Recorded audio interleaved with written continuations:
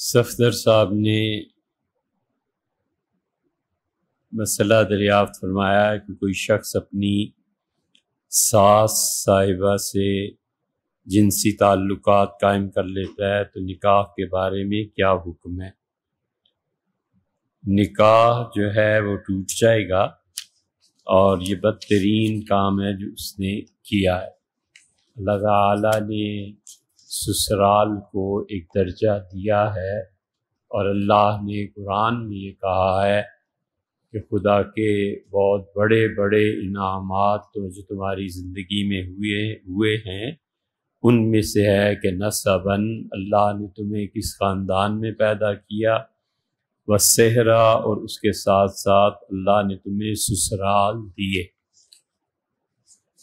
تو بتایا اللہ نے کہ ساس اور سسر ایک درجے میں وہ ماں اور باپ کے درجے کی کیفیت یا وہ حال رکھتے ہیں، تو ہمیشہ ان کا عزت ادب اور احترام ہونا چاہیے۔ لیکن اگر کوئی شخص یہ کام کر گزرے گا تو اس کی بیوی ہمیشہ کے لیے اس پہ حرام ہوگی۔ اب کوئی صورت نہیں ہے کہ اس کی بیوی اس کے ساتھ رہ سکے، بس یہ ہونا چاہیے کہ اس کے بعد علیحدگی اختیار کر لیں، اور یہ جس نے حرکت کی ہے وہ صرف یہ جملہ دہرا دے یا اسے دہرانا تو کیا اسے کہہ دے کہ میں نے تمہیں طلاق دی، بس، یا یہ کہے میں نے تمہیں چھوڑ دیا ہے، تو عدت گزر جانے کے بعد وہ خاتون کہیں بھی شادی کر سکتی ہیں۔ اگر یہ لفظ نہیں کہے گا تو پھر فسخ نکاح کے لیے عدالت میں جانا پڑے گا، پھر اس لڑکی کو خلا لینا پڑے گا۔ اس کو اور واضح کر دیتے ہیں، مثلاً کوئی آدمی ہے، فرض کر لو کہ اس کا نام شاہد ہے اور اس کی بیوی جو ہے وہ زینب ہے اور اس کی ساس جو ہے وہ پروین ہے، تو اس لڑکے نے اپنی ساس کے ساتھ شاہد نے پروین کے ساتھ تعلق قائم کیا، تو یہ جو اس کی بیوی زینب ہے نا، یہ اس پہ حرام ہو جائے گی۔ اب اسے چاہیے کہ یہ منہ کالا کرنے کے بعد وہ زینب اپنی بیوی سے کہے کہ میں نے تمہیں طلاق دی ایک بار، یا یہ کہے کہ میں نے تمہیں چھوڑ دیا، بس اتنے الفاظ سے وہ بیوی اس کی بیوی نہیں رہے گی، اور اسے چاہیے کہ اس سے ہٹ جائے، باز آ جائے اور وہ اپنی عدت گزارے، اور عدت گزارنے کے بعد زینب جو چاہے جہاں چاہے نکاح کر لے۔ اور اگر اس نے یہ الفاظ نہیں کہے تو زینب اپنی جان چھڑانے کے لیے شاہد سے، اب پروین کا کوئی تعلق ساس کا نہیں رہا، تو زینب کو جانا پڑے گا عدالت، اور وہاں جا کر وہ فسخ نکاح کا دعویٰ کرے گی کہ میرے شوہر، میری والدہ، ان کے ساتھ یہ تعلقات ہو گئے ہیں، تو لہٰذا مجھے فارغ کیا جائے۔ پھر وہ خلا کا مقدمہ چلے گا اور پھر جا کر کہیں فراغت ہوگی۔ تو اس لیے سب سے اچھی چیز یہی ہے کہ وہ طلاق کے الفاظ ایک مرتبہ کہے۔ ملائیشیا سے انہوں نے دریافت فرمایا کہ موزوں اور گرم چادروں کا کاروبار کرتا ہوں، اور کسی بڑے ڈیلر سے جب یہ چیزیں خریدتا ہوں تو معاملہ کرتے ہوئے یہ شرط لگا دیتا ہوں کہ اگر یہ چیزیں نہ بکیں تو میں آپ کو واپس کر دوں گا، کیا یہ جائز ہے؟ جس طرح سے آپ نے سوال دریافت فرمایا ہے اس طرح تو یہ جائز نہیں ہوگا، کیونکہ آپ نے اس کے ساتھ شرط لگا دی کہ میں اگر وہ نہیں بیچ پاؤں گا تو آپ کو واپس کر دوں گا۔ اس لیے آپ دو میں سے ایک کام کر لیں، یا تو یہ ہے کہ دکاندار جو ہے نا وہ آپ کو مال فروخت ہی نہ کرے، بلکہ وہ آپ کو اپنا وکیل بنا لے اور پھر آپ فروخت کریں اور واپس کر دیں۔ جیسے اب ہمارے دور میں یہ افغان بچے جو ہوتے ہیں نا، یہ صبح اٹھے، اس کے پاس گئے، اس سے کہا یہ 10 اینکیں بیچ کے آؤ، تو اس نے دکاندار نے اینکیں بیچنے کے لیے اس بچے کو اپنا وکیل بنا لیا، تو وکالت ہو گئی۔ اب یہ شام کو آتا ہے اور کہتا ہے 8 اینکیں بک گئی ہیں، یہ پیسہ ہے اور مجھے محنت کرنے کی اجرت دے دو، یہ ٹھیک ہے۔ یا دوسری صورت یہ ہے کہ 2 معاملات الگ الگ ہونے چاہیے۔ وہ 2 معاملات یہ ہیں کہ قیمت متعین ہو، اور وہ قیمت متعین ہونے کے بعد اس چیز کو خرید لے۔ مثلا 10 موبائل ہیں، اس نے کہا دے دیں، اس نے کہا 1 لاکھ روپے کے ہیں، یہ اس نے 1 لاکھ روپیہ لے لیا اور قبضہ کر لیا۔ اب اس کا لین دین پورا ہو گیا، یہ ایک معاہدہ ہو گیا۔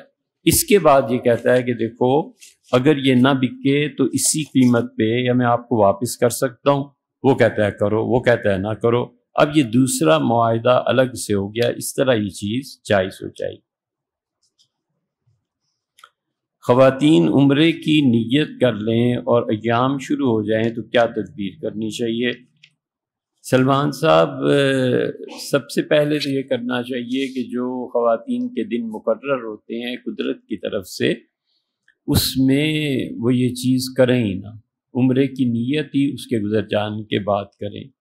دوسری چیز یہ ہوتی ہے کہ اس سلسلے میں دوائیاں استعمال کر لیتے ہیں، تو یہ مسئلہ بنیادی طور پر یاد رکھنا چاہیے کہ کسی انسان کے لیے درست نہیں ہے کہ وہ آدمی اپنی صحت کو نقصان دینے کی کوئی بھی چیز استعمال کرے، بالکل اس کی اجازت اللہ نے نہیں دی۔ اللہ تعالیٰ نے فرمایا وَلَا تُلْقُوا، اور لوگوں وَلَا تُلْقُوا أَيْدِيَكُمْ بِالتَّهْلُكَةِ، آیت دیکھ لی جائے۔ اللہ تعالیٰ نے فرمایا لوگوں جان بوجھ کے اپنی صحت کو ہلاکت میں مت ڈالو، پتہ ہے شوگر ہے پھر بھی میٹھے میں احتیاط نہیں کرتا تو یہ اپنے آپ کو ہلاکت کے اڈے پہ ہی پہنچانا ہے۔ معلوم ہے کہ املی اور یہ چیزیں کھانے سے گلا بیٹھ جائے گا، کھٹی چیزوں سے کیوں کھاتا ہے؟ اپنے نفس پہ قابو پانا چاہیے۔ لیکن اگر اس نے کوئی ایسی چیز نہیں کی اور پھر ایام شروع ہو گئے تو اس کی صورت یہ ہے کہ خاتون کو انتظار کرنا چاہیے، اور جب پاک ہو جائیں تو پھر وہ طواف کر لیں، اور واپسی کی جو ٹکٹ ہے اگر اس کا مسئلہ بن جائے اور کوئی صورت نہ ہو، حکومت ویزا بھی نہ بڑھائے، تو پھر ان کو چاہیے کہ اسی حالت میں، ناپاکی کی حالت میں ہی بیت اللہ کا طواف کریں، لیکن ان کے ذمے پھر ایک قربانی دینا ضروری ہو جائے گی۔ قربانی بھی کوئی چھوٹی سی نہیں، بدنا یعنی گائے کا ذبح ہونا ضروری ہوگا کہ وہ گائے کے ذبیحہ حرم کی حدود میں کرائیں، اور اگر وہ غریب ہیں تو پھر شریعت نے بہت گنجائش اس میں رکھی ہے۔ طواف عمرہ کا اعادہ، جو عمرے کا طواف اس نے کیا ہے اس کو دوبارہ کرنا ہے ایک چیز، اور بدنا گائے کا صدقہ کرنا ہے۔ تو جب بھی زندگی میں اللہ موقع دے یہ 2 کام کر لینے چاہیے، جب بھی، اس لیے کہ غربت ہے نہیں، یا پیسے آ گئے ہیں تو پھر وہ پیسے دیں ایک گائے کی قربانی کے، اور گائے جو ہے وہ حرم کے حدود کے اندر کوئی بھی جا کے اس کی طرف سے کر دیں، اور یہ بعد میں کسی بھی وقت جائیں اور عمرہ کر لیں، طواف کر لیں، تو یہ ان کا جانا اور طواف کرنا کافی ہو جائے گا۔ اور اگر فرض کیجئے کہ وفات آ گئی اور اب تک اسے اس بدنہ کو ادا کرنے کی مہلت نہیں ہے، تو پھر وہ اپنی وصیت میں لکھ دے کہ اس کی طرف سے کوئی بھی بچہ اس کا یا بچی یا کوئی بھی اس کے لیے کہ وہ اس کو ادا کر دیں۔ یہ تفصیل سے ہے، کچھ ہم نے لکھا۔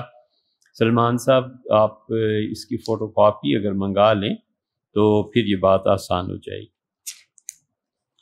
احیاء العلوم میں امام غزالی رحمۃ اللہ علیہ نے آفات کے باب میں ایک حدیث بیان کی ہے، جس میں ہے کہ حضور اکرم صلی اللہ علیہ وسلم کے سامنے ایک شخص نے یہ پڑھا کہ وَمَن یُطِعِ اللَّهَ وَرَسُولَهُ فَقَدْ أَطَاعَ اللَّهَ وَمَن یعصِهُمَا، اور جس آدمی نے ان دونوں کی یعنی اللہ اور اس کے رسول صلی اللہ علیہ وسلم کی نافرمانی کی تو حضور صلی اللہ علیہ وسلم نے برا منایا اور فرمایا مجھے اللہ کا شریک بناتے ہو۔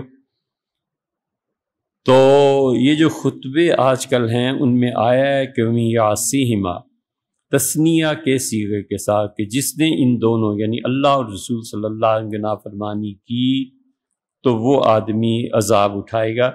اصل بات یہ ہے کہ یہ الفاظ استعمال کرنا اب بھی جائز، اس خاص موقع پہ حضور صلی اللہ علیہ وسلم نے منع فرما دیا تھا کہ ایسے مت کہو، کیونکہ وہ بیان کر رہا تھا اور بیان میں بڑی گنجائش ہوتی ہے، لوگوں کو سمجھانے کے لیے بڑی گنجائش ہوتی ہے، لوگوں کو مسئلہ بتانے کے لیے یہ کیا جا سکتا ہے کہ بات کو مثالوں سے واضح کیا جائے، لیکن جب تعلیم دینی مقصود ہوتی ہے تو ٹیچرز اساتذہ ہمیشہ مختصر بات کرتے ہیں تاکہ بچے کا ذہن اس کو گرپ کر سکے، ان الفاظ کو یاد کر سکے۔ تو حضور صلی اللہ علیہ وسلم نے خود متعدد مرتبہ یہ جو خطبے دیے ہیں اس میں یعصیہما ہی کا الفاظ استعمال کیے ہیں کہ جو آدمی ان دونوں کی معصیت نافرمانی کرے گا۔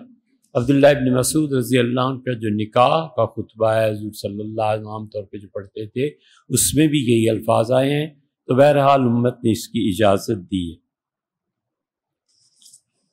بہت مشکل سوال عمر صاحب آپ نے کراچی سے بھیج دیا کہ وہاں روم کی حکایات میں حضرت موسیٰ علیہ السلام اور چرواہے کی حکایت جس میں چرواہا اللہ کی محبت میں تعریف کر رہا ہے اور اللہ کے لیے جسم بیان کر رہا ہے، یہ باتیں اللہ کی شان کے مطابق نہیں ہیں۔ تو وہ جو گڈریا تھا اس کا کیا مطلب تھا اور معروم نے اس واقعے سے کیا سبق مراد دیا ہے؟ اخلاص کے ساتھ کوئی خدا کی تجسیم کرے تو کیا یہ بات نرمی کے ساتھ سمجھانی چاہیے یا نہیں؟ دیکھیں عمر صاحب، بات یہ نہیں ہے، بات یہ ہے کہ اگر کسی آدمی پہ کسی حالت کا غلبہ ہو جائے نا، ہمیشہ اس کو شریعت چھوٹ دیتی ہے۔ جتنی انسانوں کے لیے دشواریاں پیدا ہو جاتی ہیں اللہ اپنا حق اتنا ہی نرم کر دیتا ہے، اور جتنی انسانوں کے لیے آزادی ہوتی ہے خدا اپنا حق سخت کر دیتا ہے۔ یہ اصول کی بات۔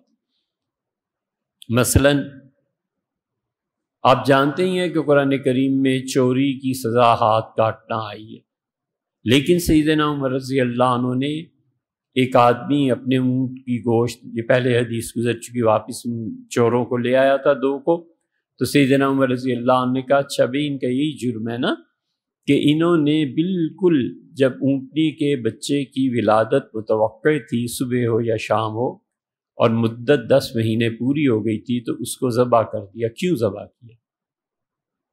یہ دونوں بھوک کے ستائے ہوئے تھے، قحط پڑا ہوا تھا، تو آپ نے فرمایا کہ اگر میں تمہیں ایسی 2 اونٹنیاں دے دوں جب یہ قحط ختم ہو جائے اور 10 مہینے کی ہوں، بڑا خوش ہوا۔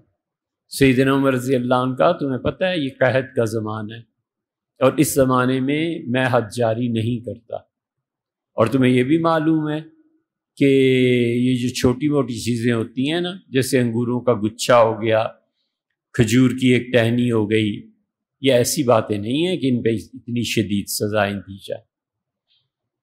تو ہوتا یہی ہے کہ کسی آدمی پہ ایک حال کا غلبہ ہے، آپ اس آدمی کو اس حالت سے نکالیں گے کیسے؟ جب وہ نارمل کنڈیشنز میں آئے گا تو پھر بات ہوگی، اس سے پہلے اس پہ کیسے حد جاری کی جا سکتی؟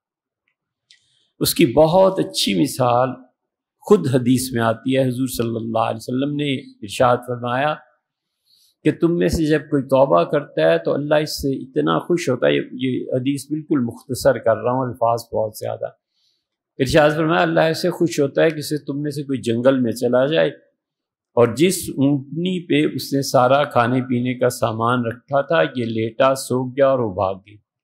جب اس کی آنکھ کھلی تو کچھ بھی نہیں تھا، ڈھونڈنے کے باوجود اسے کچھ میسر نہ آیا، تو اب موت کے انتظار میں لیٹ گیا،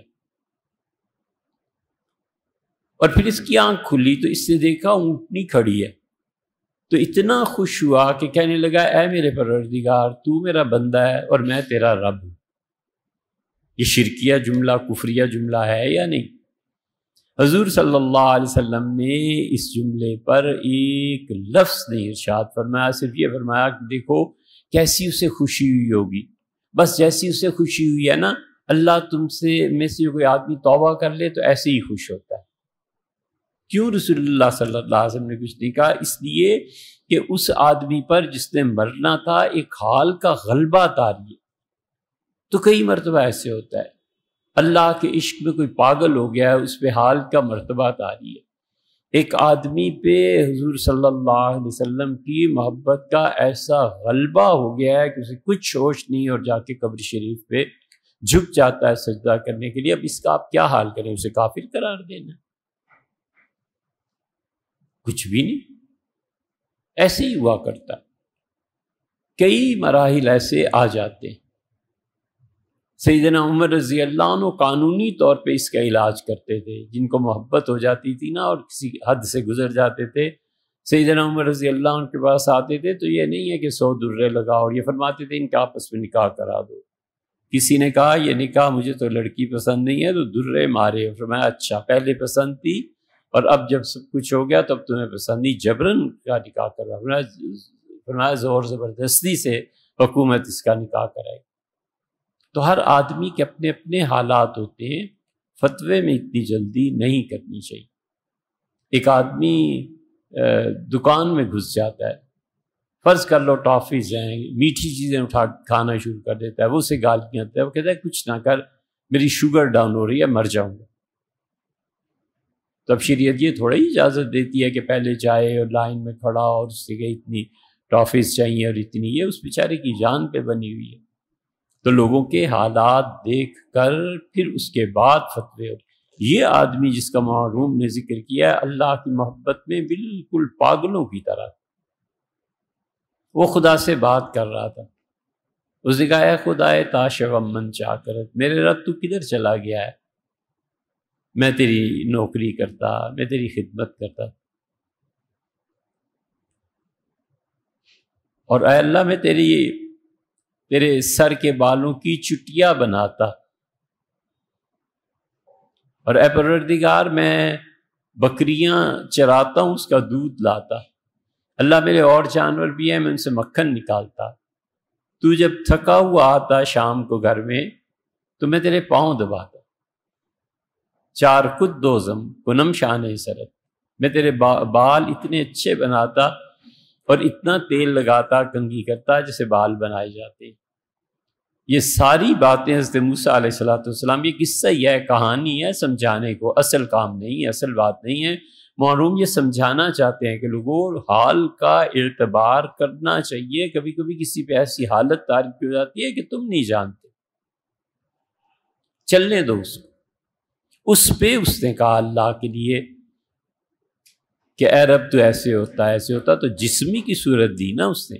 ولیعوذ باللہ کوئی اپنے ہوش و حواس سے یہ کرے تو کفر ہو، وہ تو اپنے ہوش و حواس میں تھا ہی نہیں، اسی لیے تو آگے چل کے آیا ہے کہ گفت موسیٰ ہائے ہیرا سر شدی، موسیٰ علیہ السلام نے کہا ہائے ہائے پاگل، تو بالکل ہی پٹری سے اتر گیا،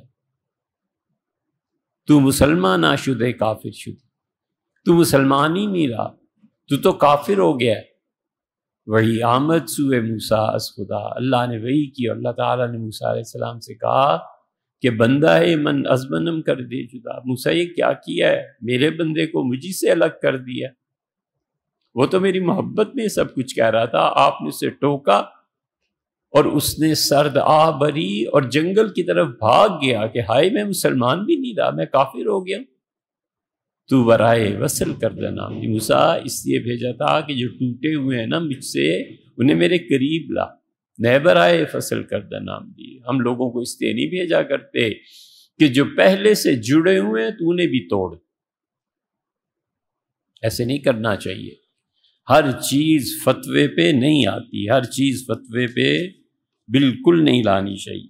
ہم جس زمانے میں کچھ تھوڑا بہت فتوے کا پڑھ رہے تھے تو مغرب کی نماز سے عین پہلے اذان ہو رہی تھی، ایک عیسائی خاتون اور ان کے شوہر وہ دونوں تشریف لائے اور کہنے لگے ہم مسلمان ہونا چاہتے ہیں۔ اب ادھر اذان ہو رہی، اذان ختم ہوئی، وہ اقامت کہہ رہا ہے، مسجد میں پاؤں رکھنا تھا، تو ہم نے کہا کہ حاضر ہوتے ہیں نماز پڑھ لیں۔ تو نماز سلام پھیر کے ہمارے حضرت شیخ تھے رحمہ اللہ ساتھ چلے تو عرض کیا تھا یہ دو کھڑے ہیں اسلام قبول کرنا چاہتے ہیں، کیسے پتہ؟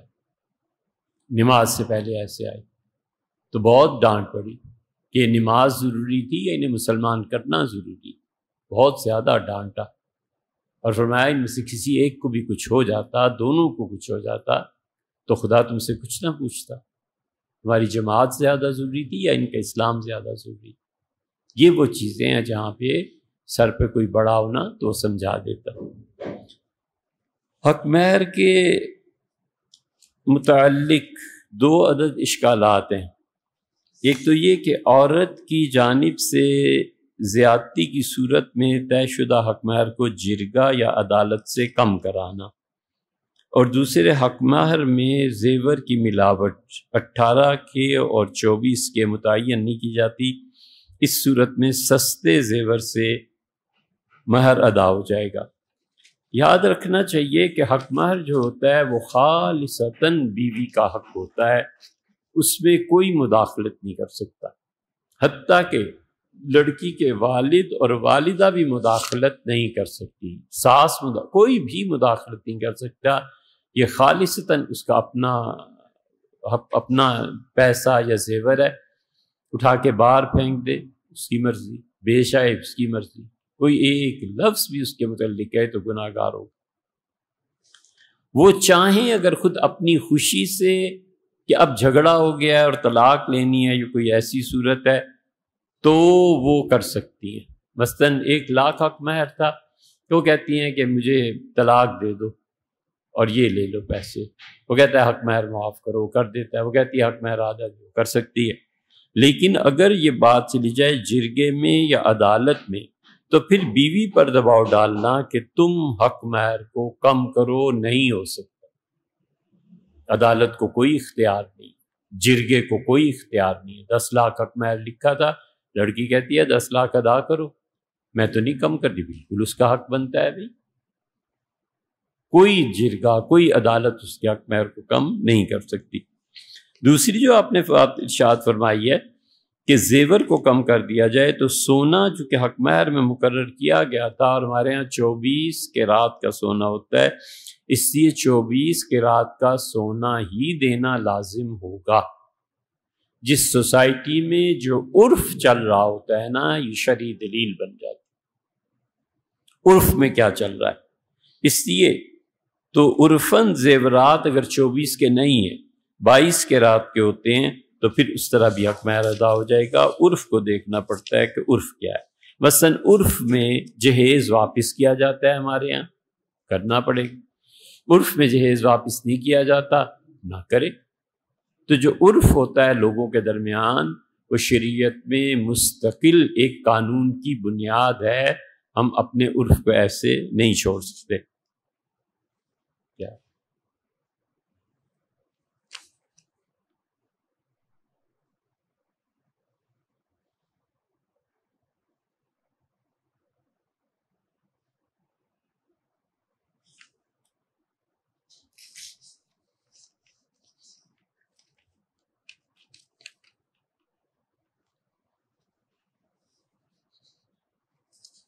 سورہ بقرہ کی آیت نمبر 273 کے متعلق کچھ بتا دیں۔ 273 نمبر آیت سورہ بقرہ کی جو ہے، اللہ تعالیٰ نے اس میں ان لوگوں کا ذکر، آپ نے یہ جو لکھا ہے نا دل خفا نہ ہو، تو میرا دل خفا بھی ہو جائے تو کیا ہو گیا؟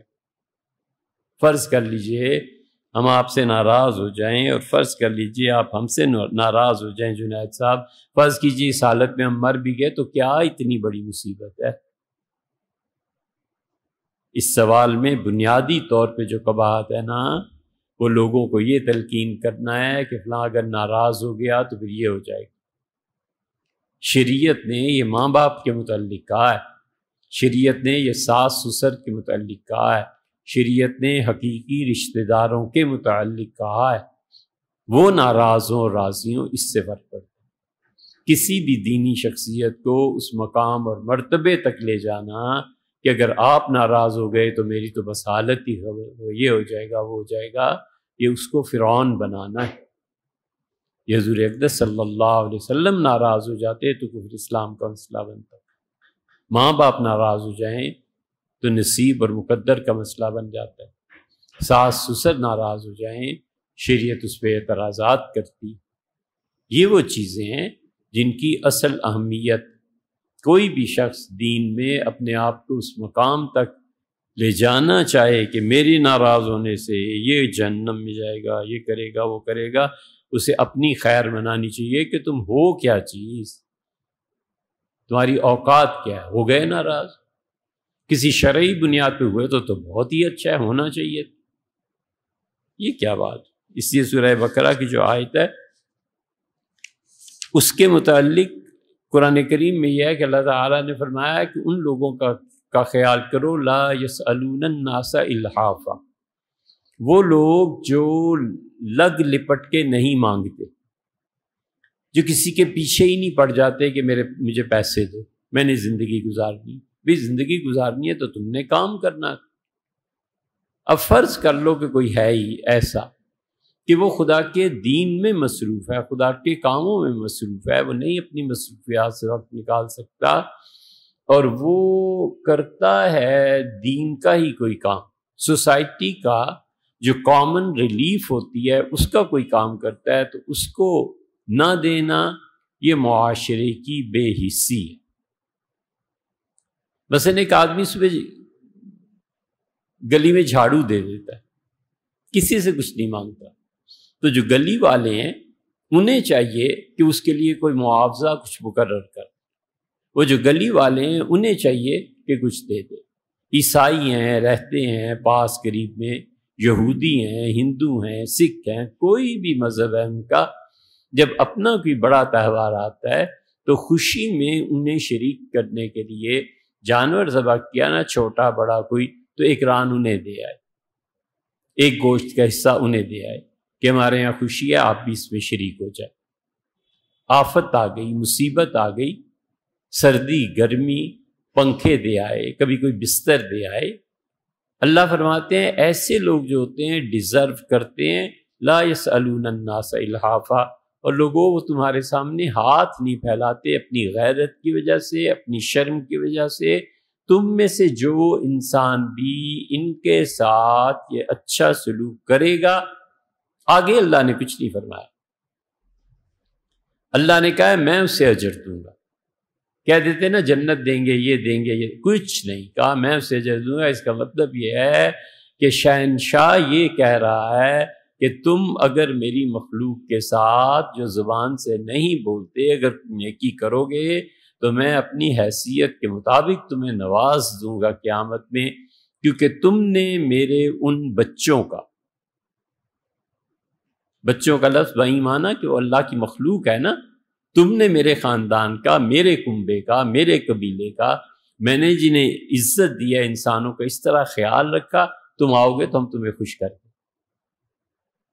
وہ کہانی مشہور ہے نا کہ دو لڑکے گھر سے نکلے اور یورپ کا سفر کر کے واپس آئے، لڑکا گانے لگا، اس کی کیسٹس بن گئیں، اور دوسرا بیچارہ پادری بن گیا، تو اپنے ملک میں واپس ایک ہی دن پہنچے، تو اس کا گانے والے کا بڑا استقبال ہوا، دنیا بھر میں شہرت ہو گئی، اور وہ جو پادری تھا وہ رونے لگا اور اس نے کہا اے میرے پروردگار، میں گیا اور اے رب میں نے تیرا کام کیا، یہ شیطان کا کام کر رہا تھا، اس کو اتنا کچھ ملا، اتنی عزت، ڈھول ڈھمکے، اور مجھے کسی نے پوچھا بھی نہیں یہ کیا ہے۔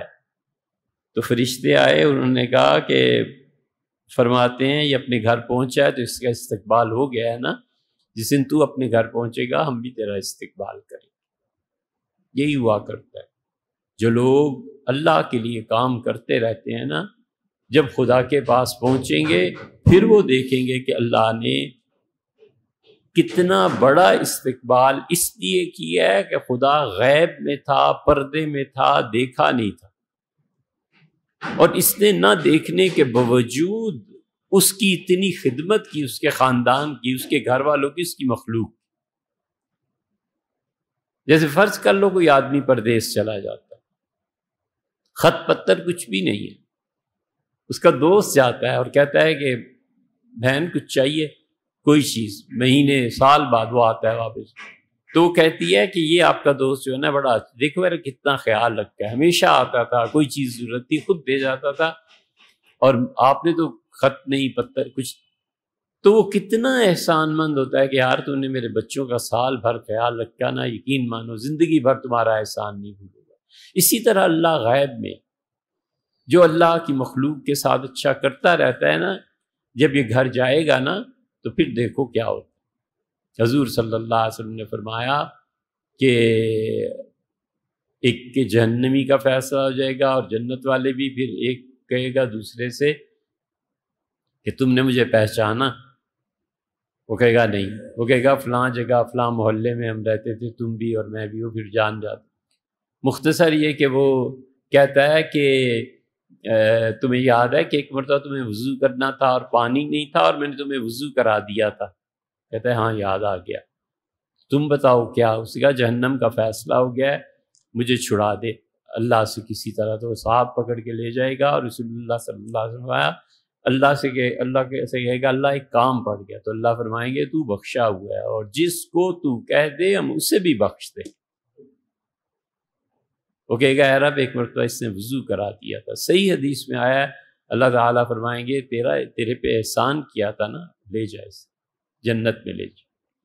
اس لیے چھوٹی چھوٹی چیزیں، اسی لیے فرمایا لا تحقرن من عملک شیئا. لوگوں یہ جو چھوٹی چھوٹی نیکیاں بھی کرتے ہو نا، اس کو کم نہ سمجھو، بہت بڑی چیز. سوال ہے کہ ایک نعت کے اشعار کے مصطفیٰ کو دیکھ لو جس نے خدا دیکھا نہیں، اس میں کیا ہے؟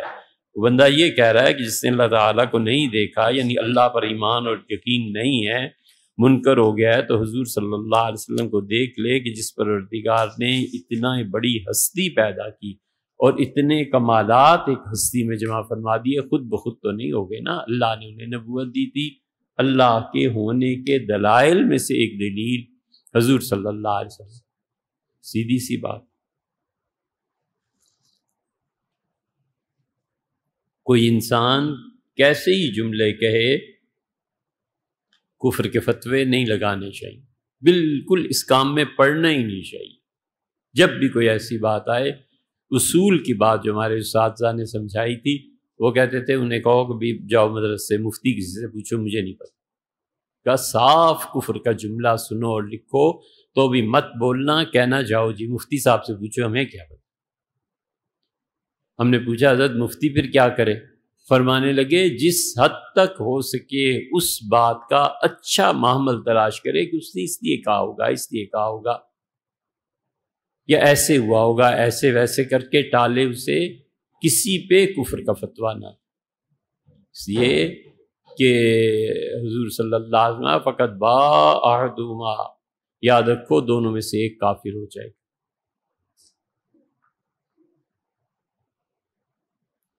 حضرت اسامہ رضی اللہ عنہ جب نکلے ہیں نا یہ سارے مدینہ منورہ سے مکہ فتح کرنے کے واسطے، تو ایک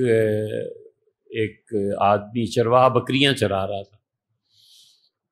تو اس زمانے میں اب وہ بکریاں جو چرا رہا تھا اسے کیا پتا تھا کہ میں نے مسلمان ہونے کے لیے کیا کرنا ہے، کلمہ پڑھنا ہے، 2 شہادتیں، اسے کچھ پتہ نہیں. اس نے کہا سبعت، میں اپنے دین سے بیزار ہوا، میں نے اپنے ماں باپ کے دین کو چھوڑ دیا. انہوں نے کہا اب جب تلواریں دیکھی ہیں تب، فوج جاری ہے مکہ تب، وہ گردن اڑا دی. حضور صلی اللہ علیہ وسلم حرم شریف میں بیٹھے ہوئے تھے. حدیث میں آیا ہے کہ آپ ایک دم سے اٹھے، حتیٰ کہ جو چادر اڑی ہوئی تھی اس کی بھی زیادہ پرواہ نہیں کی، اور چادر گھسٹ رہی تھی اور بھاگ پڑے اور ملتزم پہ دونوں ہاتھ رکھے، اور آپ نے فرمایا اللہ یہ جو اس نے کیا ہے نا خدایا میں اس سے بیزار. اللہ میں نے نہیں کہا تھا کہ اس کو قتل کر دے، یہ جو قتل ہوا ہے اللہ میں اس سے بیزار. اسامہ رضی اللہ عنہ کہتے ہیں جب پلٹے واپس تو غصہ تھا بہت زیادہ. میں نے کہا اللہ کے رسول وہ تو اوپر سے ہی کہہ رہا تھا، پر میں حلہ شکک قلب، اسامہ دل چیر کے دیکھ لیا تھا کہ اس کی نیت کیا تھی. اور اسامہ اگر وہ لا الہ الا اللہ لے آیا قیامت میں تو اللہ کو کیا جواب دے گا؟ اسامہ کہتے ہیں میں رو پڑا اور میں نے کہا کاش اللہ میں آج پیدا ہوا ہوتا قبل اس کے کہ میں کسی پر کفر کا فتویٰ لگا. اس لیے بالکل اس کام میں نہیں پڑنا چاہیے.